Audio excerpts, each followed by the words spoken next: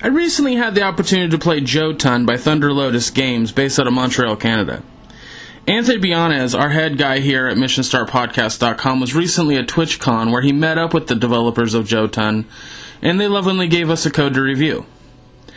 The description of the game goes as such. Jotun is a hand-drawn action exploration game set in Norse mythology. In Jotun, you play as Thora, a Norse warrior who has died in glorious death and must prove herself to the gods to enter Valhalla. I love the idea of that.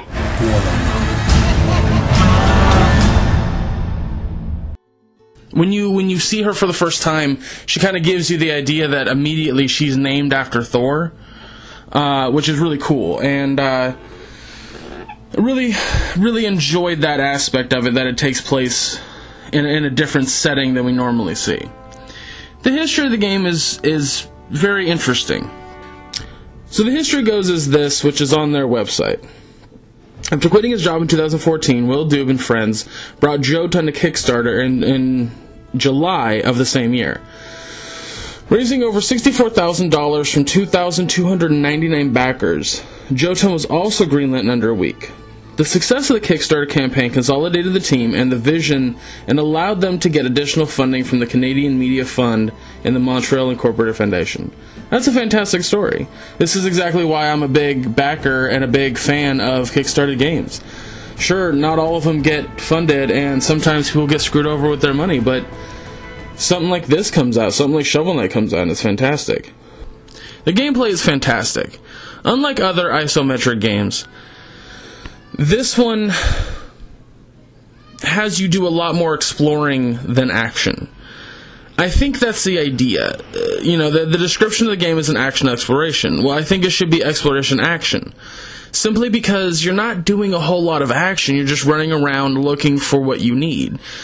This is actually quite refreshing because you don't know where you're going, ever.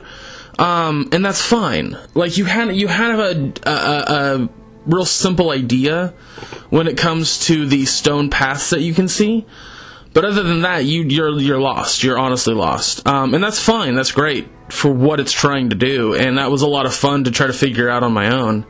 You come across a lot of interesting things along your path. The little bit that I played, or at least had time to play, you have this interesting system of health and regeneration of health. So you don't normally regenerate health. You have to use an ability that replenishes it for you. And the only way to get this is by finding, I believe it's a god? I'm not 100% sure. But she gives you this ability, and you take it, and you when you're low on health, you press the button, and boom, it gives you what looked like to me half your health back, but I could be wrong about that measurement. There was another pond that I found that gave you full health. I also believe it's a bit of a respawner, but I could be wrong, like after death. One of the things that I really enjoyed about the game, besides its fun gameplay, was its visuals. One of the interesting things I thought about the game while I was playing it was how everything looked hand-drawn. If I remember here in the description, it says it's hand-drawn. Everything is really crisp and very colorful. In a lot of Norse stories, color isn't a huge factor. It doesn't matter what anybody necessarily looks like past the fact that they're like wearing coats, or the visual aspect isn't necessarily the big part. The big part of the Norse stories are always the story itself. So having these crisp, colorful, hand-drawn areas to run through is refreshing as hell.